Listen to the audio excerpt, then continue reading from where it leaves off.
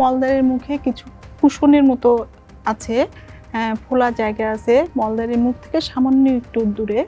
যখন এটার উপসর্গ দেখা যায় বা এটা অস্বাভাবিক রকম ফুলে যায়, মলদ্বার দিয়ে বের হয়ে আসে, রক্ত পড়ে, তখন সেটাকে আমরা পাইলস বলি। পাইলস কেন হয়? দীর্ঘক্ষণ দাঁড়িয়ে থাকা এবং যাদের কোষ্ঠকাঠিন্য বেশি, প্রেসার দিয়ে পায়খানা করতে হয়, আবার বারবার যাদের পাতলা পায়খানা হয় ঘন ঘন, তাদের ক্ষেত্রেও হতে পারে।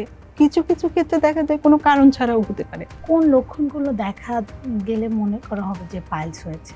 মলদ্বার যখন পায়খানা করে তখন ফুলে ওঠে। পাইলস যদি জটিল না হয় তাহলে রক্ত পড়ে, তাজা রক্ত টপ টপ করে পড়ে সাধারণত, এবং ওই সময় সাধারণত ব্যথা থাকে না।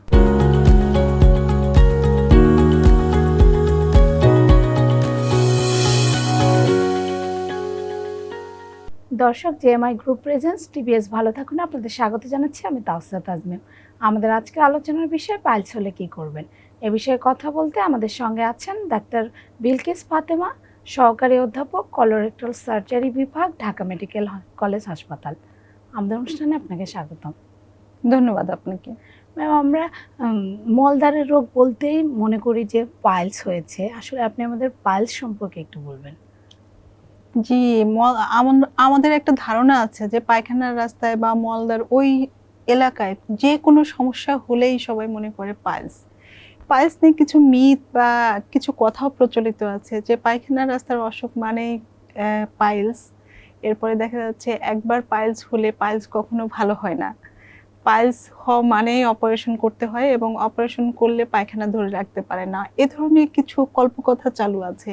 এমনকি এমনও কোনো কোনো জায়গায় লেখা আছে যে পাইলস নাকি সৃষ্টিকর্তার অভিশাপ। অ্যাকচুয়ালি পাইলস একটা টার্মিনোলজি বলি আমরা, নাম, যেটা আসলে রোগই না বলতে গেলে। সাধারণত দেখা যায় মলদ্বারের মুখে কিছু কুশনের মতো আছে, ফোলা জায়গা আছে মলদ্বারের মুখ থেকে সামান্য একটু দূরে, এবং এটা কিন্তু আমাদের অনেক হেল্পও করে। যখন এটার উপসর্গ দেখা যায় বা এটা অস্বাভাবিক রকম ফুলে যায়, মলদ্বার দিয়ে বের হয়ে আসে, রক্ত পড়ে, তখন সেটাকে আমরা পাইলস বলি। আচ্ছা, পাইলস কেন হয়? পায়খানার রাস্তায় অনেক অসুখ আছে, অনেক অসুখ, এবং তার মধ্যে একটা হচ্ছে পাইলস। এবং যে কোনো দুপে জীবেরই হতে পারে সাধারণত। তো মানুষ যেহেতু দুপে জীব, হাঁটাচলা করে, আর বিশেষ করে যারা দীর্ঘ সময় দাঁড়িয়ে থাকতে হয়, এদের পাইলস হওয়ার সম্ভাবনা বেশি থাকে। এর মধ্যে কিছু ফ্যাক্টর আছে যে কারণগুলোতে পাইলস বেশি হয়। তার মধ্যে একটা হচ্ছে দীর্ঘক্ষণ দাঁড়িয়ে থাকা এবং যাদের কোষ্ঠকাঠিন্য বেশি, প্রেসার দিয়ে পায়খানা করতে হয়, আবার বারবার যাদের পাতলা পায়খানা হয় ঘন ঘন, তাদের ক্ষেত্রেও হতে পারে। কিছু কিছু ক্ষেত্রে দেখা যায় কোনো কারণ ছাড়াও হতে পারে। তবে মনে করা হয় যে কোষ্ঠকাঠিন্য বা ঘন ঘন পাতলা পায়খানা হওয়া, এগুলোর সাথে আসলে পাইলসের একটা সম্পর্ক আছে। কোন লক্ষণগুলো দেখা গেলে মনে করা হবে যে পাইলস হয়েছে? পাইলস হলে রোগীরা আমাদের কাছে এসে সাধারণত যে উপসর্গগুলোর কথা বলে সেটাই আমি বলছি আপনাকে। এর মধ্যে যেটা, সেটা হচ্ছে যে মলদ্বার যখন পায়খানা করে তখন ফুলে ওঠে, অনেকটা ফুলের, কেউ বলে ফুলের মতো ফুলে ওঠে, কেউ বলে গোটার মতো ফুলে ওঠে, কেউ একটা বলে, কেউ অনেকগুলো বলে।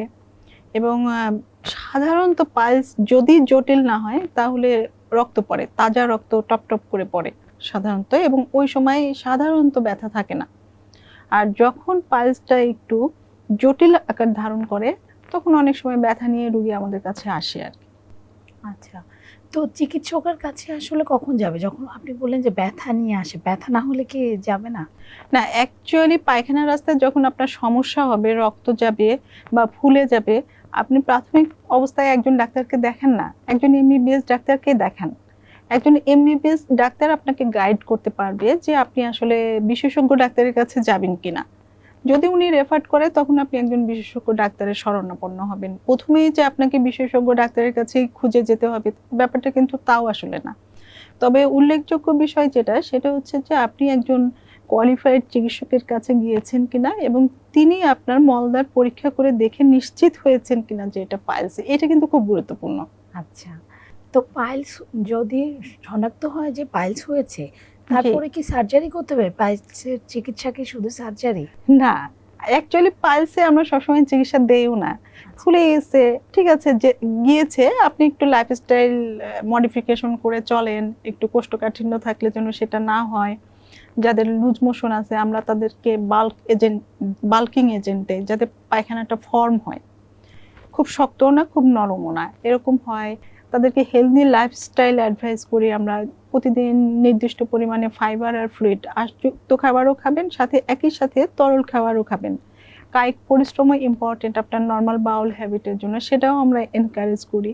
রেগুলার রেস্ট, আসলে সুস্থ জীবনযাপনটাকেই আমরা আসলে প্রাধান্য দিই। সার্জারির কখন প্রয়োজন হয়? সার্জারি সাধারণত আমরা অনেকগুলো গ্রেড আছে পাইলসের, প্রাথমিক পর্যায়ে আছে, দ্বিতীয় পর্যায়ে আছে, তৃতীয় চতুর্থ পর্যায়ে আছে। তো প্রথম এবং দ্বিতীয় পর্যায়ে আসলে আমরা সার্জারিতে সাধারণত যাই না, যদি না কোনো জটিলতা হয়। এবং এই যে যে লাইফস্টাইল মডিফিকেশন যেটা বললাম, সাথে কিছু ওষুধ দিয়ে আমরা রক্ত বন্ধ হওয়ার, এটাতেই চলে রোগীরা। যখন তৃতীয় এবং চতুর্থ পর্যায়ে চলে যায় তখন আমরা আসলে রোগীদেরকে সার্জারি অ্যাডভাইস করি। পাইলস কি একেবারেই ভালো হয়ে যায়, মানে পাইলস থেকে কি একেবারে সুস্থ হওয়া সম্ভব? ডেফিনেটলি সম্ভব, বাট আপনার ফার্স্ট ডিগ্রি বা সেকেন্ড ডিগ্রি পাইলস আছে, এইটা আপনি ওষুধ খাবেন একদম কিওর হয়ে যাবেন, এটা সাধারণত কম হয়। আপনি মেনটেন করে চলবেন, আপনি খেয়াল রাখবেন যে রোগ হয়ে গেলে সেই রোগ থেকে কিওর কিন্তু সার্জিক্যাল ডিজিজগুলো ছাড়া খুব কম হয়। আপনার যদি অ্যাজমা হয়, আপনার যদি ডায়াবেটিস হয়, আপনার যদি হাইপারটেনশনও হয়, সবকিছুই কিন্তু আমাদেরকে নিয়ন্ত্রণ করে জীবনযাপন করতে হয়। ক্রনিক রোগগুলো নিয়ন্ত্রণ করতে জি, হয়। Definitely, thank you. তো পাইলসটাও এরকম যে আপনার ফার্স্ট ডিগ্রি আছে, আমরা চাই যে এটা যেন সেকেন্ড ডিগ্রিতে অ্যাডভান্স না হয়। সেকেন্ড ডিগ্রি আছে, তাহলে ব্লিডিং যেন না হয়, থার্ড ডিগ্রিতে যেন অ্যাডভান্স না হয়। তো যখন সেকেন্ড ডিগ্রি পর্যন্ত থাকে এবং ব্লিডিং হয় না, তখন আমরা বলি আসলে এটা কোনো চিকিৎসার দরকার নেই, আপনি একটু লাইফস্টাইল মেনটেন করে চলবেন। যখন এটা তৃতীয় পর্যায়ে চলে যায়, রোগীরা আমাদেরকে এসে বলে যে পায়খানার রাস্তা দিয়ে ফুলে যায়, গোটার মতো বের হয়ে আসে। আগে তো এমনি এমনি ঢুকে যেত, কিন্তু এখন ঢোকে না, আঙুল দিয়ে চাপ দিয়ে ঢুকাইতে হয়। ওইটাকে আমরা তৃতীয় পর্যায়ে বলি। এবং এরকম হলে আসলে আমরা বলি যে অপারেশন করে নেবেন, কারণ অপারেশন না করলে পরবর্তীতে এটা থেকে জটিল আকার ধারণ করতে পারে, অনেক সময় আটকে যায়, তীব্র ব্যথা হয়। এই কারণে আমরা প্রেফার করি এটা অপারেশন করে ফেলা। এই জটিলতার কথা বললেন, পাইলসের সঙ্গে আসলে ক্যান্সারের কি কোনো সম্পর্ক আছে? না, ক্যান্সারের সাথে সরাসরি সম্পৃক্ততা যেটা সেটা নেই। অনেকেরই ধারণা আছে যে পাইলস হলে মানে এটা থেকেই আস্তে আস্তে ক্যান্সারে রূপান্তরিত হয় পাইলস, আসলে ব্যাপারটা তা না, টোটালি ভিন্ন জিনিস। আর বৃহদান্ত এবং মলাশয় মলদ্বার সব রোগেরই উপসর্গ কিন্তু মোটামুটি একই রকম, যে রক্ত যাবে, ব্যথা করবে, তাই না, চুলকাবে। তো তখন সবাই কনফিউজড হয়ে গেছে যে পাইলস ছিল আমার, পরে ক্যান্সার হয়েছে। আসলে দুটো সম্পূর্ণ আলাদা রোগ। তবে অনেক সময় মলাশয়ের ক্যান্সার, কোলনের ক্যান্সার পাইলস নিয়ে প্রেজেন্ট করে, মানে পাইলসের মতো উপসর্গ নিয়ে আমাদের কাছে আসে, যার কারণে পাইলস হলে আমরা একটু কখনো কখনো কোলোনোস্কোপি করি বা সিগময়েডোস্কোপি যেটা বলি, শর্ট কোলোনোস্কোপি করে আমরা নিশ্চিত হই যে এটা আসলে পাইলসই, এর সাথে ক্যান্সার বা পলিপ নাই।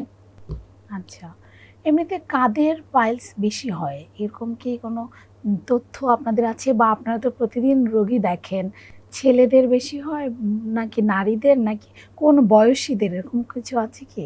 বাচ্চাদের সাধারণত কম হয়, আর সব বয়স্কদের হতে পারে।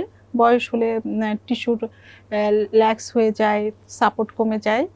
আর হ্যাঁ, মহিলাদের একটু বেশি হয়। মহিলার কারণ হচ্ছে জন্মগতভাবে মহিলাদের কোষ্ঠকাঠিন্য থাকে, এটা একটা রিস্ক ফ্যাক্টর।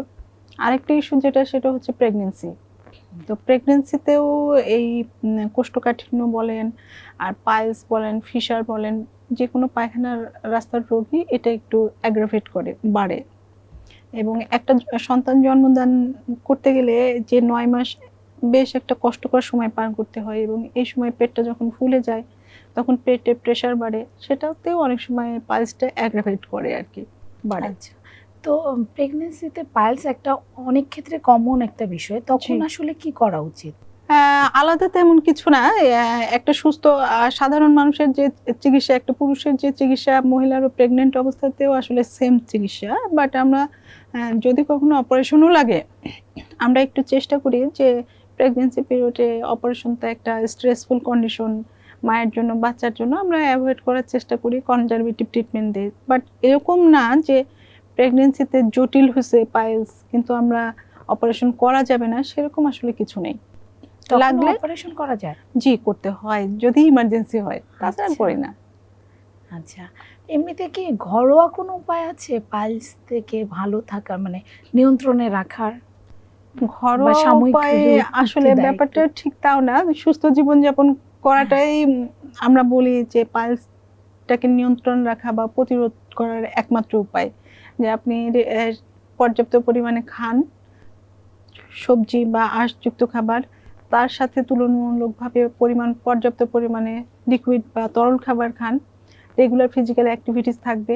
বাউল হ্যাবিটটাই ইম্পর্টেন্ট। অনেকে আছে পায়খানা ধরে রাখে, 2 দিন 3 দিন পরে টয়লেট করতে যায়, তখন কিন্তু পায়খানাটা শক্ত হয়ে যায়, সেটাও কিন্তু মলদ্বারের মুখে প্রেসার ক্রিয়েট করে।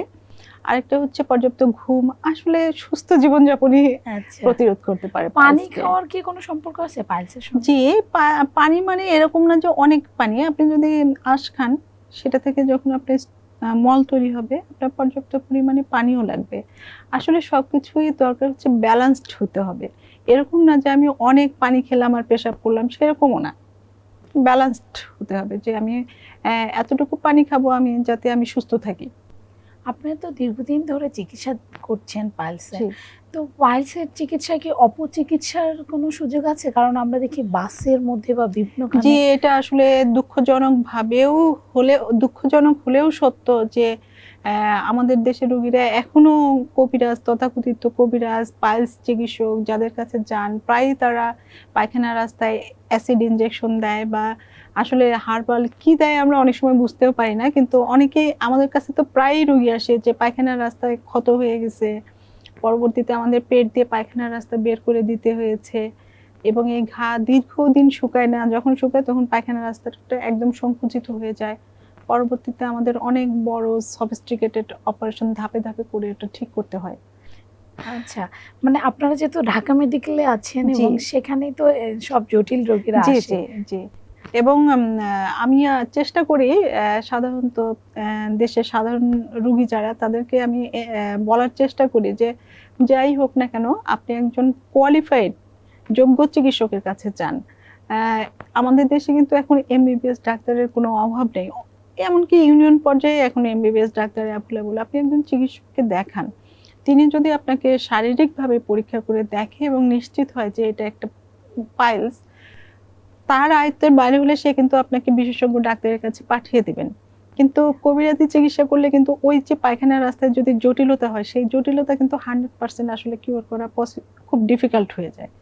আচ্ছা, এতে ভোগান্তিও বাড়ে এবং আর্থিক ক্ষতিও তো অনেক ডেফিনেটলি যায়। জি।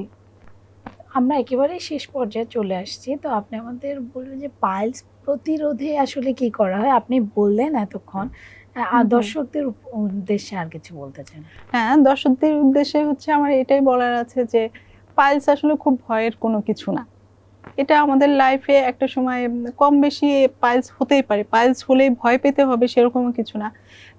অনেকে আমার কাছে আসে যে পায়খানার রাস্তায় একটা চামড়া ঝুলে আছে, ওটাকেই পাইলস মনে করে চলে আসে, যদিও ওটা পাইলস না। হ্যাঁ, চামড়ার মতো ফুলে থাকতেই পারে, কিন্তু ওইটা আছে মানে ওটা থেকে ক্যান্সার হবে সেরকমও না। জাস্ট জীবনযাপন পদ্ধতি নিয়ন্ত্রণ করে আপনি সুস্থ জীবনযাপন করতে পারবেন। পাইলস খুব কম ক্ষেত্রেই আমাদের অপারেশন লাগে, সব ক্ষেত্রে না আসলে। এই ভুলটাও আসলে রোগীদের ভাঙা দরকার যে ডাক্তারের কাছে গেলেই অপারেশন করতে বলবে, পাইলস হলেই অপারেশন, ব্যাপারটা আসলে বেশিরভাগ ক্ষেত্রেই সত্য না। এবং বিব্রত বা লজ্জিত হয়ে রোগটা পুষে না রেখে, হ্যাঁ, বিশেষ করে মহিলাদের ক্ষেত্রে তো ওনারা তো প্রাইভেট পার্টস, এবং যেহেতু মহিলারা ট্রিটমেন্টের ক্ষেত্রে ফ্যামিলি যারা কর্তা আছে তাদের উপরে ডিপেন্ড করে অনেক ক্ষেত্রেই, তো ডাক্তারের কাছে আসতে চায় না। আর আগের দিনে তো বেশিরভাগ ক্ষেত্রে পুরুষ ডাক্তার ছিল, যদিও এখন অনেক মহিলা আসছেন সার্জারিতে, এবং অনেক সময় দেখা যাচ্ছে এখন অনেক হয়ে গিয়েছেন মহিলা ডাক্তার। কোলোরেক্টাল সার্জারিতেও আমাদের অনেক মেয়েরা চলে এসেছে। তো এখন চাইলেই একজন লেডি ডাক্তার খুঁজে তার কাছে কিন্তু যেতে পারে আমাদের রোগীরা। আমাদেরকে সময় দেওয়ার জন্য আপনাকে ধন্যবাদ। আপনাকে অনেক ধন্যবাদ। এই ছিল জেএমআই গ্রুপ প্রেজেন্স টিবিএস ভালো থাকুন। আমাদের সঙ্গে থাকার জন্য ধন্যবাদ।